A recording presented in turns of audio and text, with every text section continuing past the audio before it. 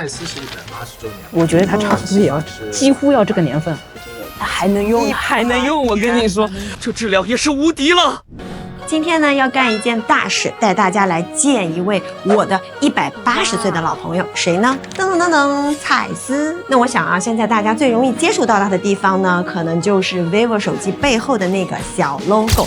但你有没有想过呢？一家公司可以从清朝道光年间活到你的手机背面，它是怎麼做到的？長壽秘訣是什麼呢？今天就讓我們帶着這2個問題，看蔡司180周年主題展，尋找答案吧。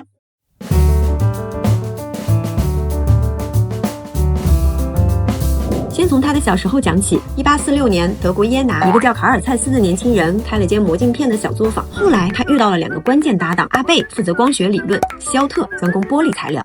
3個人湊一塊兒，硬是把這門手藝變成了一門科學。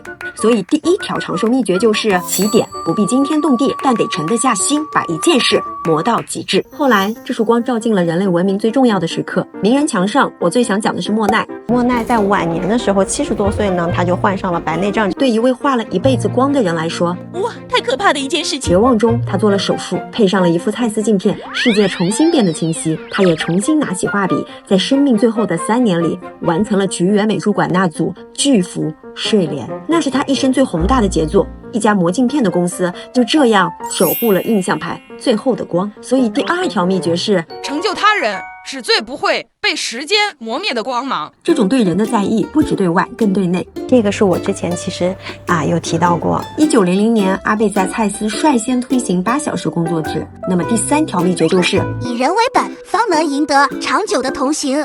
好了，我們看完了過去，再來帶你們看看現在。這個環節遇到了好久不見的於洋老師。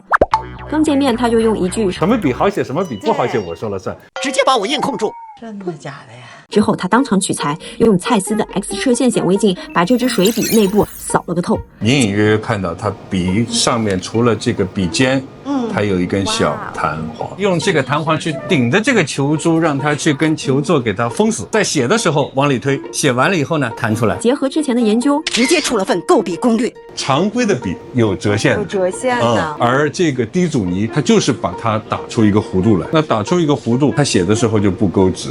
哦，原來再尋常的東西也值得認真琢磨，反覆打磨。蔡司的電子顯微鏡了，更進一步把日常的小物抽絲剝繭，看清了原理。這些熒光成分在 A4 紙上沒問題，在餐巾紙上可就不行了。也撞見了一花一世界的浪漫。這些紙放大了，真的很像那個樹的。對，因為從來源於樹，那就還原於樹。那今天跟大家講的都是跟大家相關的。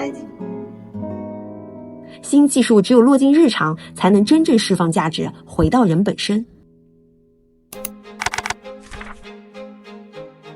如果說上午的展覽是翻蔡司的老相冊，那下午的峰會就是大家一起抬頭看路。主題8個字：創領新局，和和共贏。這種提前布局才是蔡司活180年的底子。蔡司最新的5年計劃已經把 AI 和數據智能寫進了核心路線。未來不是被預見的，而是被共籌的。對，因為正常企業，比如說我想自研一款產品，那我首先可能要買了很多競品，先去對競品上做所有的分析報告，然後再把我做出來的東西再放機器裡對比，是的，我才能出一款好的產品。是的，我們的產品可以幫他去改良它的工藝然後增加它的那個良品率。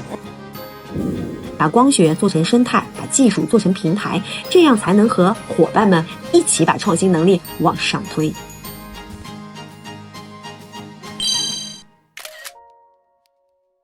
探索下來呢，我好像找到了這位老朋友的長壽秘訣是什麼？第一呢，是心無旁騖，總想着幫別人發光；二呢，就是在乎每一個做事情的人，用制度去守護初心；三呢，是腳踏實地的走好每一步，卻從不忘記去仰望未來，永遠在追問下一步在哪。所以我認為看得清是本事，看得遠才是智慧。最後，我想對我這位180歲的老朋友說一聲生日快樂，願你繼續發光。